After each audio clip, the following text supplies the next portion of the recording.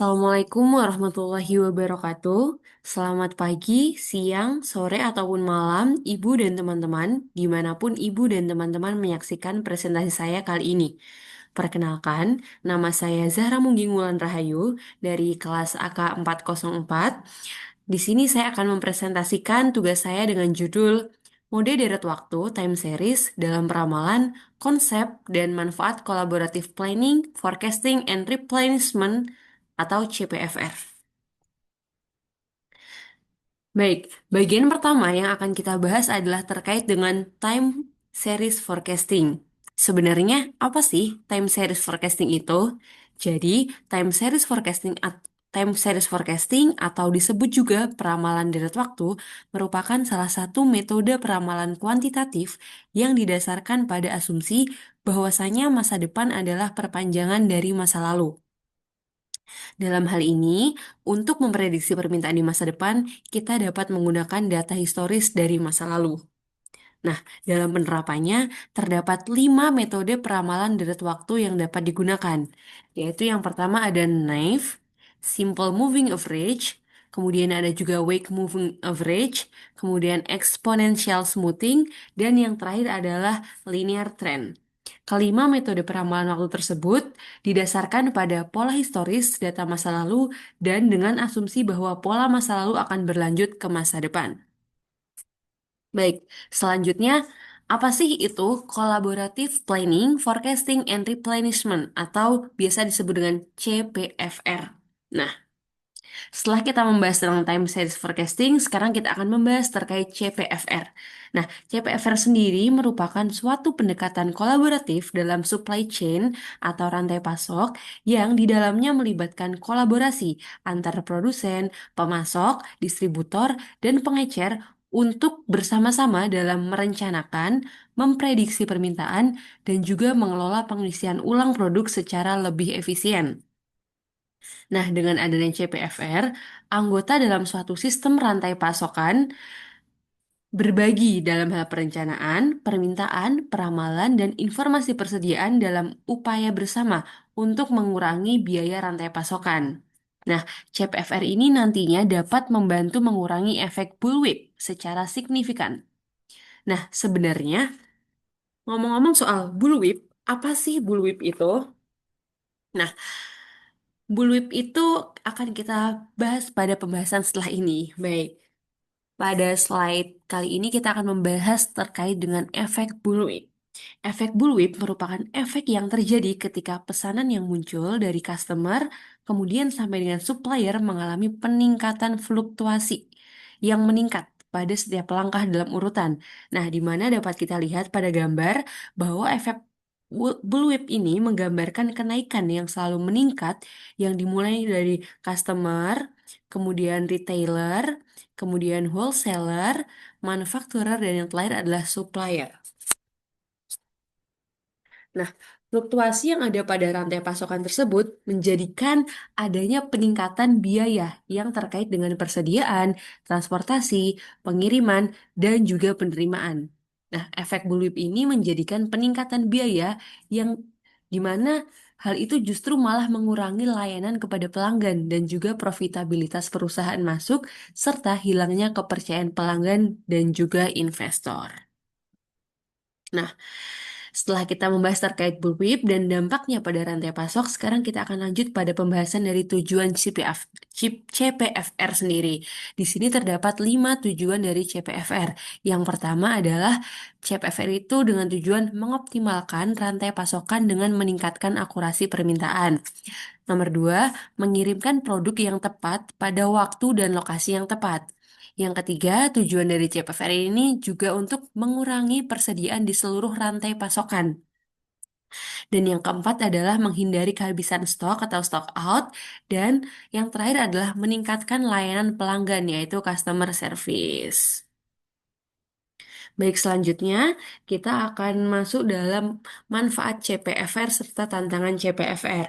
Yang pertama, di sini ada 4 manfaat CPFR. Yang pertama adalah memperkuat hubungan perusahaan dengan mitra.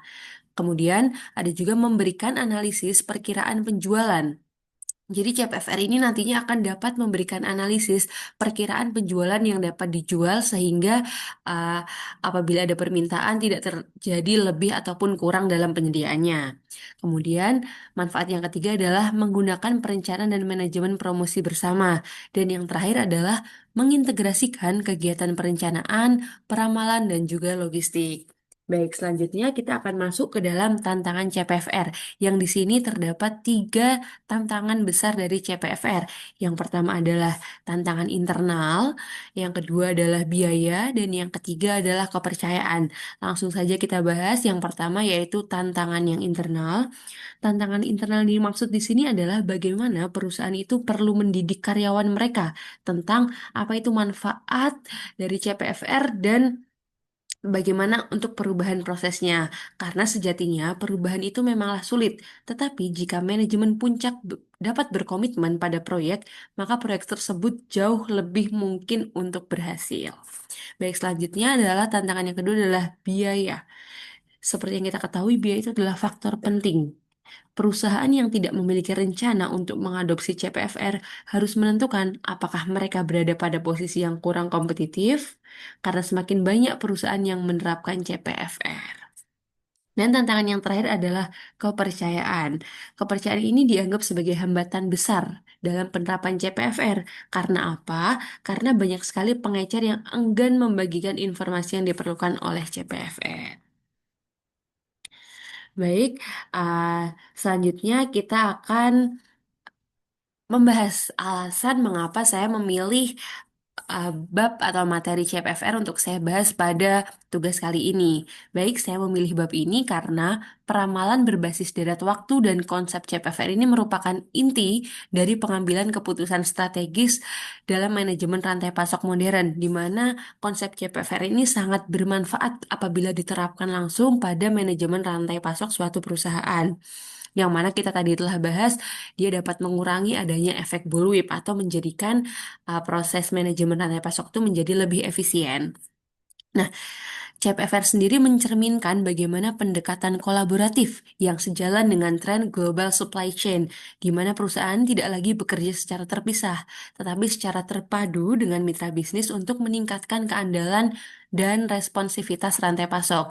Jadi dengan memilih bab ini, saya menggali lebih dalam dan saya lebih tahu bahwasanya ternyata suatu perusahaan itu dapat berkolaborasi bersama-sama dan secara terpadu untuk dapat menghasilkan suatu manajemen rantai pasok yang efisien. Nah, dengan membahas bab ini juga, saya juga dapat mengkaji keterkaitan antara teori peramalan kuantitatif seperti time series yang telah kita bahas sebelumnya dengan penerapan praktis CPFR dalam dunia industri, sehingga memberikan pemahaman yang komprehensif dan aplikatif tentang bagaimana sih teori dan praktik saling menunjang dalam manajemen rantai pasok ini. Baik, selanjutnya kita akan membahas terkait ulasan dari jurnal yang terkait dengan pembahasan kita sebelumnya. Jadi di sini jurnal yang saya ambil merupakan jurnal penelitian dengan judul Pengurangan Bullwhip Effect dalam Rantai Pasok dengan Metode Collaborative Planning, Forecasting, and Replenishment atau CPFR. Jurnal tersebut mengulas tentang manajemen rantai pasok pada PT SGP, di mana jurnal ini disusun oleh Atika Ayuderari, Nur Muflihah, Andika Mayasari, dan Sumarsono pada bulan September tahun 2022. Nah, jurnal ini tadi kita telah bahas bahwasanya mengulas tentang manajemen rantai pasok pada PT SGP, di mana PT SGP ini terjadi perbedaan antara data permintaan dan juga data penjualan yang diterima oleh perusahaan dan tiga kantor penjualan yang ada di dalamnya.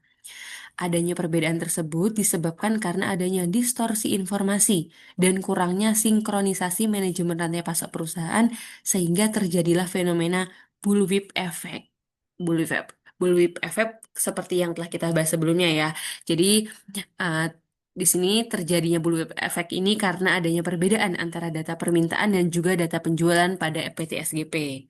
Nah, pada penelitian kali ini berusaha untuk membuktikan bahwasanya bullwhip effect yang terjadi pada PT SGP ini dapat diturunkan atau dapat dikurangi dengan model kolaborasi CPFR, yang nantinya kolaborasi CPFR ini digunakan untuk menyinkronkan informasi pada semua pihak.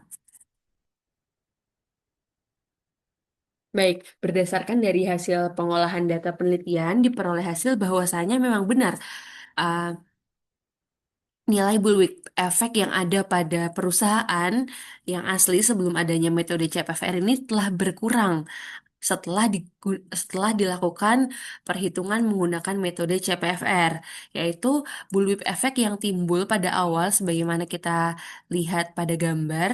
Yang awalnya bullwhip effect pada manufaktur pada vendor PT SGP di mana nilai bullwhip efeknya pada asli perusahaan yang awalnya 1,285 setelah digunakan dengan metode CPFR dapat berkurang menjadi 0,729.